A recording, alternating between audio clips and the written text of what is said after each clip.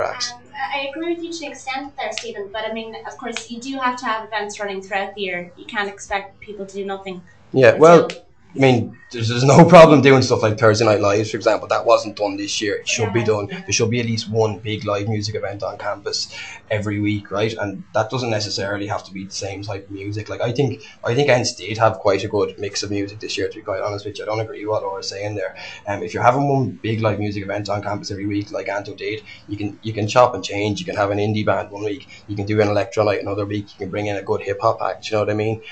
You can bring in singer songwriters. You can bring in solo artists. Like I don't think it's that big a problem to try and get music. Do you not agree though that Ents was completely monopolised by B&L? Ents is completely monopolised by B&L. Well, Ents is there for every single society to give them the chance to do their own night if they want. Well, I'll point out that a lot of the Ents events this year did not go well at all. I co-promoted 4 events with Holly this year, right? The Halloween Ball, the Valentine's Ball, Justice and Errol Alkin, and it's pretty much accepted they've been the best 4 Ents events so far this year, okay? Things like Sugar Daddy with Groove Armada playing, they didn't even sell at all, right? And as far as I'm concerned, they should have. Like, and you're saying nobody's heard of Errol Alkin, right? We still managed to sell that gig out. Everyone's heard of Groove Armada, and fuck all people went to it, to be quite honest, alright? But Errol Alkin was well promoted, and it was the first week back to college, so everyone just wanted so how is that B&L monopolising Ents by promoting an event? I'm going to have to break you up there. Paul, down the back. How would you balance varying musical tastes as Ents officer? Well, I think a balance is crucial to keeping everyone happy and generating revenue for the Ents office.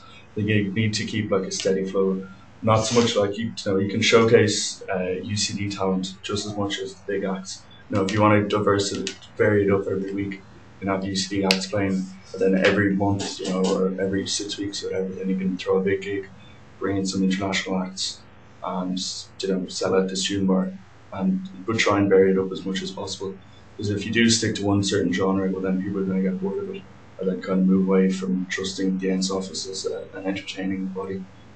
Okay. Now moving away from music and the bar a little bit, do you have any ideas to cater for individuals who perhaps aren't interested in going to the bar, aren't interested in drinking? I'm thinking primarily evening students, mature students, but an awful lot of ordinary entry students just aren't interested in Ireland's drink culture. Do you have any kind of non-alcohol oriented events thought of?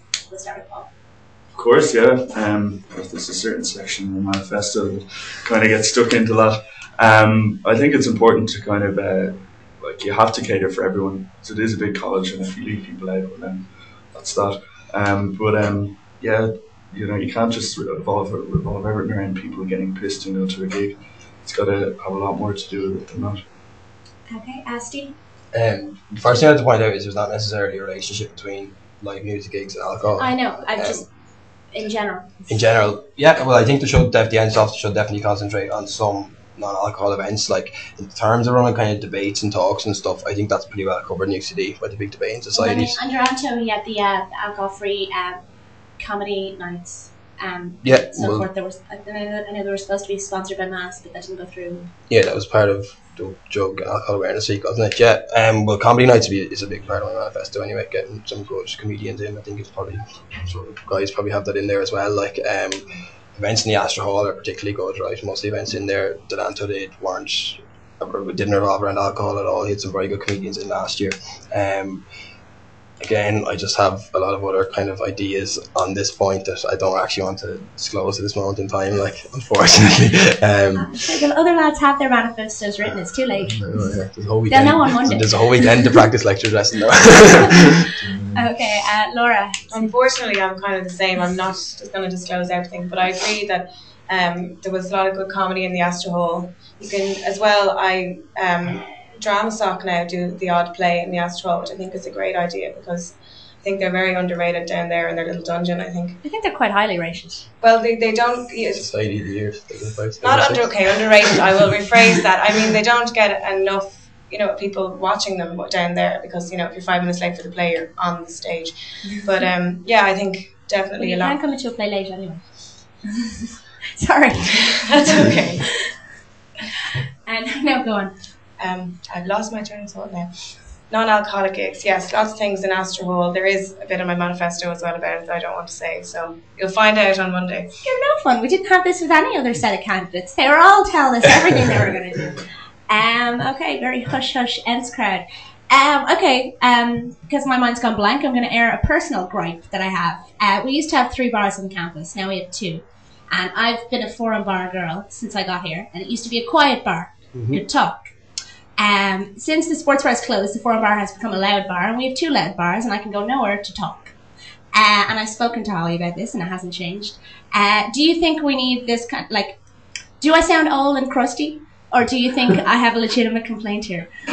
I've heard your complaint before from many people. I've heard a lot of friends of mine saying, I'm going to the bar tonight, and I'd say, why, what's on? And they'd say, nothing, because they're delighted to sit there. I also think, though, because of the lack of the sports bar, I think it's a real pity now, because there's a lot of matches on TV, and a lot of people just want to go and see the match, and it's not really catered for at all. And I really think proper big screens, extra seating, and a proper atmosphere when there's matches on TV should be catered for, because it's not there anymore, and it should be confined to one bar or another as much as possible. Do you mean it's loud because of the jukebox, though? Well, they won't even. We were there on Wednesday, and the jukebox was on, but they weren't playing it. They were playing their own music, which was metal, turned up very loud. We were sitting right under the speakers. We couldn't hear ourselves think. And I have heard, this is one of those urban rumours, that pubs turn up the music because you can't talk and you're bored and you drink more, which is terrible. And I'm sure our bars aren't doing that. But it certainly killed the conversation. And in the forum bar, there's not really anything to do but talk. I heard also rumours that they put on really kind of loud and horrible heavy metal so that you'll go up and put money in the jukebox to change it. It's a good ploy. Yes. Just because it's really hard to listen to. Okay, Stephen, am I old and crusty? So what exactly is the question? I don't want to answer that. I kind of have to be realistic about this. Like in UCD, a lot of the kind of governing authorities don't actually want pubs on campus, like, and that's the way it's going. Like, having involved in the student union this year, I've seen that, like, do you know what I mean? The sports bar is gone, and to be quite frank, it's not coming back, like, no matter what anyone else says, like, and the other thing is, I know you're asking us all as ENTS candidates kind of what we feel about this and what we can do about it. Like, you have to remember, like, the ENTS officers aren't the people that run the bar at all, do you know what I mean? Have sway. We have sway, but I mean, in terms of getting a new bar set up or getting an off license set up, there is a limited amount that an ENTS officer can actually do about that. Like having looked back over the manifestos for the last 10 years, like some of the promises that have been made about making refurbishments to the bar, putting off licenses on campus, like, you do have to be realistic about what you can and can't do as ENTS officer, do you know what I mean? The other thing is, you're only going to be in office for about 9 months as well, so there's very little you can change about that. I know with the main student bar, like Declan, the manager, is very much into having that as a place for live music events, you know what I mean? And that's the way he wants to do it, and it seems to be the only way you get the bar filled up. What I would agree with, though, and what I will kind of work on next year, is having the kind of music quiet and down a bit during the day. I do agree with you. Like, I hate nothing more than going in there for lunch and having stuff blaring out of the PA system, do you know what I mean? So I definitely think there should be a bit more quiet time in the bars as well. And particularly the forum as well, but I still do think the live music events are good and should stay there.